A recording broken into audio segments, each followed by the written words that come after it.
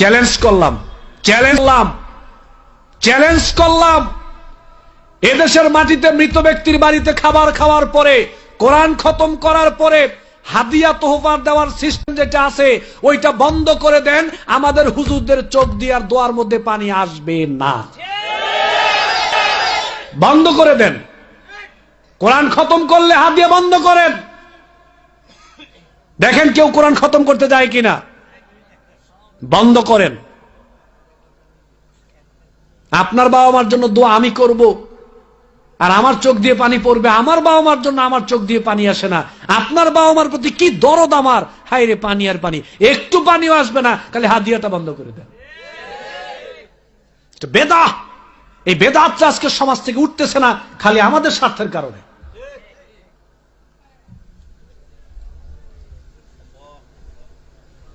কেমনে বুঝাইতাম, মানুষ এগুলো বুঝে না কেন?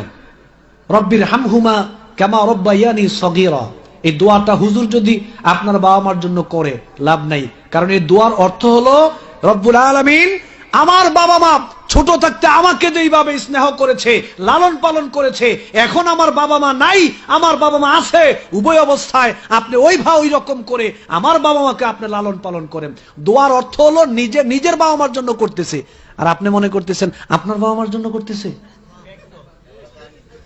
হায় হায়, খাবার আপনার, অনুষ্ঠান আপনার, টাকা আপনার, বাড়ি আপনার, ফ্যানের বাতাস আপনার, লাইট আপনার, বিছনা আপনার, সব আপনার। দোয়াটা শুধু হুজুর নিজে করতেছে নিজের বাবা মার জন্য। আপনার জন্য করছে মনে করছেন আপনি? যাই হোক, আমি কিছু বাস্তবতা আপনাদেরকে বলে যাই, শোনেন। আমি এই সমস্ত বিষয়গুলো জোর গলায় বলি না, কিছু বোঝার চেষ্টা করেন। এই যে মাইয়াতকে কেন্দ্র করে 3 দিনের দিন, 40-এর দিন, তারপরে আরো যেই দিনগুলো অনুষ্ঠান করা হয়, এটার মধ্যে কোরআন সুন্নাহর সমর্থন তো নাই, বাস্তবতারও কোনো সমর্থন নাই। কিভাবে দেখেন, মানুষ মারা গেলে এই দুনিয়ার মানুষের জন্য কি কি করণীয়, পরিবারের কি করণীয়, ছেলে মেয়েদের কি করণীয়, আত্মীয় স্বজনের কি করণীয়, প্রতিবেশীর কি করণীয়, সমাজের মানুষের কি কি করণীয়, রাষ্ট্রের মানুষের কি কি করণীয়, এইগুলো কি কোরআন হাদিসে আছে না? বলেন আছে কি নাই? আছে। কিন্তু মাইয়াত মানুষ মারা গেলে 4 দিনের দিন, 40-এর দিন যেই করণীয়গুলো আমরা করি, এগুলো কোরআন হাদিসে নাই। দেখেন, একজন মানুষ মারা গেল, আপনার বাবা মারা গেল, মা মারা গেল, আপনি খুব ধনী মানুষ, এবার অনুষ্ঠান করবেন। অনুষ্ঠানে নারী পুরুষ সবাইকে দাওয়াত দিলেন, নারী পুরুষ সবাই আপনার বাসায় গেল। কেউ নারীরা পেট খুলে গেল, কেউ পিঠ খুলে গেল, কেউ পাতলা কাপড়ের শাড়ি পরে গেল, কেউ আরো বিভিন্ন ভাবে সেখানে গেল। পোলাও, বিরিয়ানি, কোরমা, সব কিছুর আয়োজন আপনি সেখানে করলেন। এবার আমি আপনাদেরকে একটা কথা জিজ্ঞেস করি, বাড়িতে মৃত ব্যক্তিকে কেন্দ্র করে যে অনুষ্ঠানটা হচ্ছে, এই অনুষ্ঠানটা দুঃখের অনুষ্ঠান না সুখের অনুষ্ঠান? দুঃখের অনুষ্ঠান না আনন্দের অনুষ্ঠান? দুঃখের অনুষ্ঠান। কিন্তু বাড়িতে মেহমান আসলে পোলাও, বিরিয়ানি, কুরমা এগুলো পাকানো হলে, মেহমান যদি আত্মীয় স্বজন সবাই বাড়িতে গিয়ে একসাথে উপস্থিত হয়, একত্রিত হয়, তাহলে ওই দিন কি দুঃখ প্রকাশ হয় না আনন্দ হয়? সবাই বলেন কি হয়? অনুষ্ঠানটা কিসের চলতেছে? কি তা? আপনি তো বাবার সাথে নিমুখ হারামি করতেছেন, বাবার সাথে নিমুখ হারামি করছেন। যেই বাবা তোমার জন্য এত কিছু করলো, যেই মা তোমার জন্য এত কিছু করলো, আজকে বাবা মা মারা গেল, 3 দিন যেতে পারলো না, 4 দিনের দিন তুমি বাড়িতে আনন্দ কোনো পরিবেশ করলা, তুমি নিমুখ হারাম সন্তান। তুমি আনন্দের মাধ্যমে বাবাকে ভুলে যাচ্ছ। 4 থেকে 5 লক্ষ টাকা খরচ করলেন। এই যে 4 থেকে 5 লক্ষ টাকা খরচ করলেন, খাওয়া দাওয়া শেষ, সওয়াবটাও সব শেষ। মানে একটু পরে সবাই টয়লেটে যাবে, পায়খানা করে ফেলে দিবে, শেষ। আর কোনো কিছু আছে? খাওয়াইলেন শেষ, একটু পরে টয়লেটে যাবে, সব কি? অথচ এই 4 থেকে 5 লক্ষ টাকা, এই 2 লক্ষ টাকা, এই 3 লক্ষ টাকা ব্যয় করে এখানে মাদ্রাসার কাজ হচ্ছে। এই নেন, মাদ্রাসাতে 3 লক্ষ টাকা দিলাম, মাদ্রাসার বিল্ডিং করেন। এই নেন 5 লক্ষ টাকা দিলাম, বিল্ডিং করেন। মাদ্রাসার জমি কিনেন, মসজিদের জমি কিনেন, মসজিদ করেন, হেফজখানা করেন, এতিমখানা করেন, মাদ্রাসার রাস্তা বানিয়ে দিলাম, গাছ লাগিয়ে দিলাম। টিউবওয়েল করে দিলাম, এইরকম স্থায়ী সওয়াবের কাজ ব্যবস্থা করে দিলেন।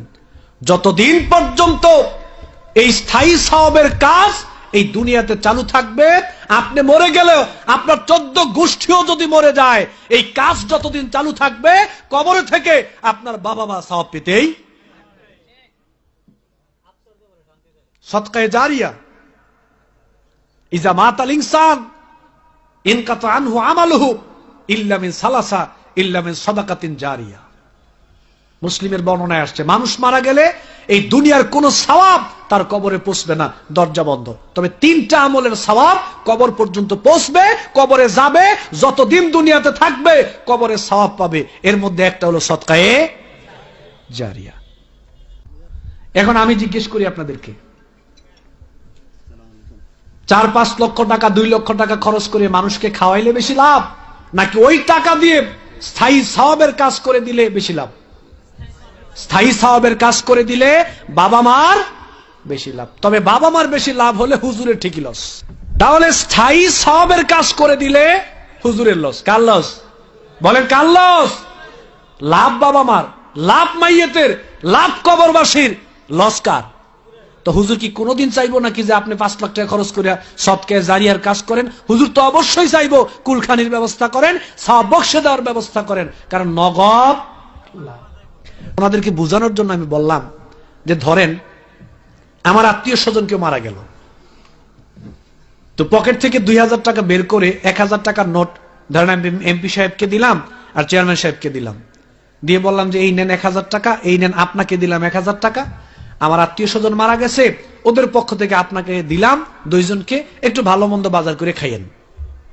খেয়াল করেন, আমি যদি এই 1000 টাকা আমি যদি এমপি সাহেবকে, খতিব সাহেবকে, চেয়ারম্যান সাহেবকে, সভাপতি সাহেবকে 1000 টাকা দিয়ে বলি যে আমার বাবা মা মারা গিয়েছে, আত্মীয় স্বজন মারা গিয়েছে, ওদের পক্ষ থেকে সদকা হিসেবে দিলাম, এটা বাজার করে একটু ভালো মন্দ খাইয়েন, ওনাদের কাছে এটা খারাপ লাগবে না?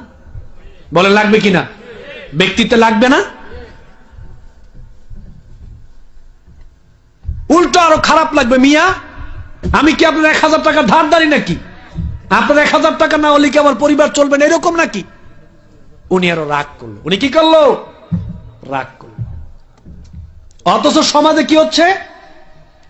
এই 1000 টাকা দিয়েই যদি আমি আমার বাড়িতে বাজার করে পোলাও বিরিয়ানির আয়োজন করতাম, তখন কিন্তু এমপি সাহেব, চেয়ারম্যান সাহেব, সিফাত সাহেব, খতিব সাহেব, ইমাম সাহেব, সভাপতি সবাই কিন্তু মজা করে খাইতো। টাকা দিলাম, নিল না, খারাপ লাগলো। এই টাকা দিয়ে বাজার করে খাওয়াইলাম, মজা করে খাইলো। তো টাকা দিলে নিলেন না সদকা হিসেবে, এই টাকা দিয়ে বাজার করে খাওয়াইলাম, কি খাইলেন? সবাই বলেন কি খাইলেন? মৃত ব্যক্তির পক্ষ থেকে টাকা দান করলে সদকা, ওই টাকা দিয়ে বাজার করে খাওয়াইলেও সদকা, দুইটাই সদকা।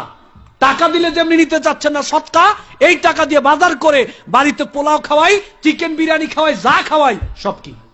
বলেন সব কি? মাইয়েতের পক্ষ থেকে যা দেওয়া হয় সব সদকা। খাবার খাওয়ানো হয় সদকা, টাকা দেওয়া হয় সদকা।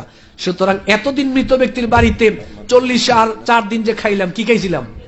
সবাই বলেন কি খাইছিলাম? যারা খাইছি সবাই কি খাইছি? আরো খাইবেন? সামর্থ্য থাকলে খান, আমার অসুবিধা নেই। হ্যাঁ, খাওয়াইতে পারবেন। যারা দরিদ্র গরিব মানুষ আছে ওদেরকে খাওয়াইতে পারবেন, তবে নির্দিষ্ট দিন ফিক্সড করা যাবে না। 40 বা 4 দিন, যে কোনো দিন দরিদ্র মানুষকে আপনি খাওয়াইতে পারবেন, অসুবিধা নেই। কিন্তু সামর্থ্যবান মানুষ এই সদকা খেতে পারবে